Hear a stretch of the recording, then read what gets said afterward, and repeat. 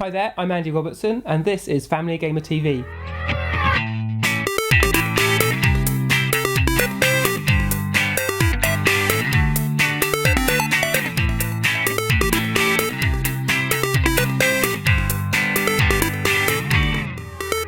Welcome back to Family Gamer TV. This week I'm with Toby, and you've been playing quite a bit of Skylanders, I think. How's it going? Yeah, it's going really well. We're having a lot of fun. I think our 3 characters have leveled up a bit, and we've actually got a 4th one now. Yep. Which is Sonic Boom. Yeah, cool. No, nothing like that. Oh, you are so cute when you're bored. So that's the 3 you get in the pack. Yep. So if I can remember them, Trigger Happy, I was calling it Spyro, and Jill. Oh yeah, you called him Jill. I was called Jill because maybe Jill has a feminine side, so. Yeah. Or Gil. Yeah. And so you're leveling them up, and yeah, they've been leveled up. They've got saucepans and anvils and hats. Yeah. Hats and stuff. You're not trapped! Go, Trigger Happy! Presently, isn't. Oh, it's. What is it? Dragon! You got a new hat. And we've explored some of their element worlds, lands, territories, whatever they're called. So playing this, have you got more used to having a controller in your hands now? Having sort of started unusually with Kinect, controller free, you know. Getting much more used to a controller. I think it's still remembering that I can do different things with different buttons. The confusing thing is that there's a joypad and then another button, and they all do the same. Yeah. And then in terms of the primary defense is button A. Yeah. But the secondary, is it the secondary attack or primary attack? Secondary attack. Yeah. You can use like any of the buttons, I think, at the moment, but maybe they do other things. And there's often a lot of duplication, and that can be quite confusing, I think. So you'll have A, maybe B, do your 2 attacks, but then in case people want to do it, and they've got the buttons there, particularly on a simple game like Skylanders, they'll also give the option of maybe using the trigger or the bumper, and even getting into trying talking about some of these buttons is slightly problematic because they've all got particular names. Big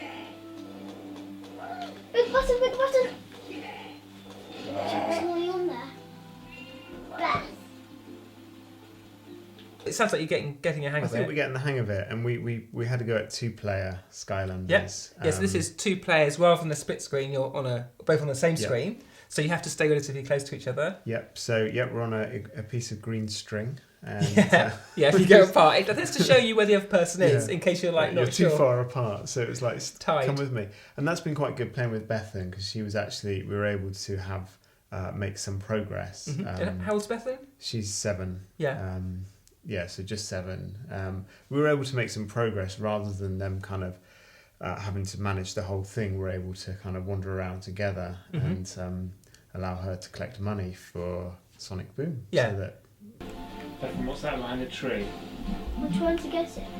Which one? Turn around. No. yeah, that's better, isn't it? We might be able to level Sonic up at some point. Yeah, so as you kill things, you level up his stats, but then the money you can then go and buy these quite interesting power-ups, and you choose what your power-up's going to be. Yeah. Yeah, I must say I'm quite taken with Trigger Happy and the variants on shooting coins. Yeah, well, chocolate coins as they are in our house. Mine is called Chocolate Shooter, and I really like him, and I really love to play with him because he is very lovely. And our brother has got one. He's called Jill Grunt, and it's a water and ours and Bethan's is magic, and mine's fire. It's the sort of non-aggressive version he's giving away coins. Well, I think so. It's just quite heavy. Leah just decided that they were, because they were gold, and on the pictures it looked like chocolate coins, so they're his chocolate coin shooters. Chocolate coin shooters, so he has great. A chocolate coin shooter machine gun, which is...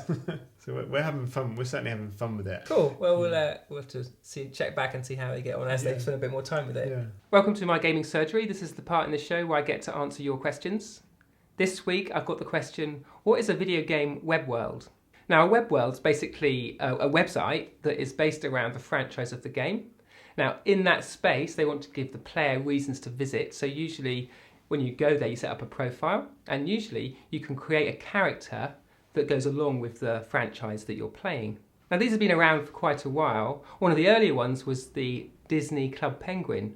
Now that was originally a website that then they created a video game for, and when you played the video game, say on your DS, you could then win things back on the website. So there was a back and forth between the web world on the website and the console game on your DS. Then more recently, this is something which core games have been looking to take advantage of. A little while ago when the PlayStation was launched, there was the PlayStation Home area. Now that essentially was an online space where you could interact with other people. It was almost like these sort of web worlds that you can explore. Again in the hardcore sort of space, and this is more recently, Call of Duty Elite is a web world. It gives you a whole load of stats about how you're doing in Call of Duty Black Ops and Modern Warfare 3. So that extends that franchise so that you're not just playing on the console. It gives you lots of ways of interacting with other people around the world, lots of ways of connecting with people in your social graph on Facebook and Twitter. And the idea is that by doing that, you've got more reasons to play. Now, Skylanders have just released a new web world. Greetings, Portal Master.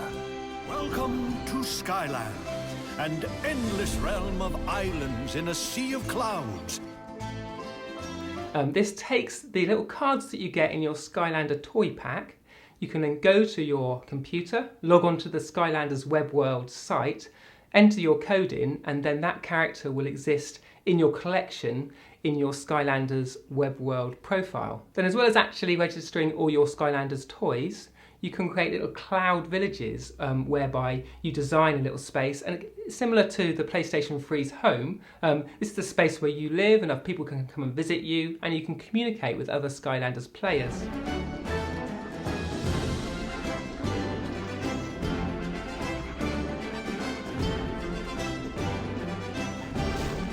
You can then challenge other players, little mini games, Sheep Shot, Sky Defense and Castle Assault. Each one plays a little differently, but it's a really nice way to interact and use your Skylander characters to do more than just you were doing in the console game. Now something else you can do in the Skylanders web world is take your Portal peripheral, if you've got one that is cabled like on the 360, so USB port, plug that into your PC, and then you can actually register your Skylanders figures just by placing them on the Portal. Now this has the added benefit of the fact that the character, the Skylanders figure, knows that you've done that, you've visited the web world, and they get a little stats boost for having been there.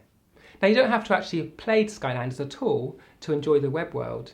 You can go there, register a profile, enjoy the games, create your Skylands islands, customise them to your heart's content, and you don't have to have bought a single thing. Obviously, at the same time, they're quite a nice way to introduce you to a franchise and probably make it more likely that you'll go and play the game. And that's how these things work, really. There's a trade-off between time you're spending on this website that's free, with the idea that this will introduce you to a world that you then want to spend a little bit of money on. But I think that's no bad thing, and my kids have really enjoyed playing the Skylanders web world. You know, they played the game already, but going to that on the computer means they can have a different experience with that same set of characters. They can do a bit more with them, they can make use of those little cards that they got in the packs, and just get a bit more out of the whole experience. So there you go, that's what a video game web world is. So it's something you could consider using with your family to get a bit more out of the console games you play. That's all we've got time for this week on Family Gamer TV, but we'll be back with more games soon.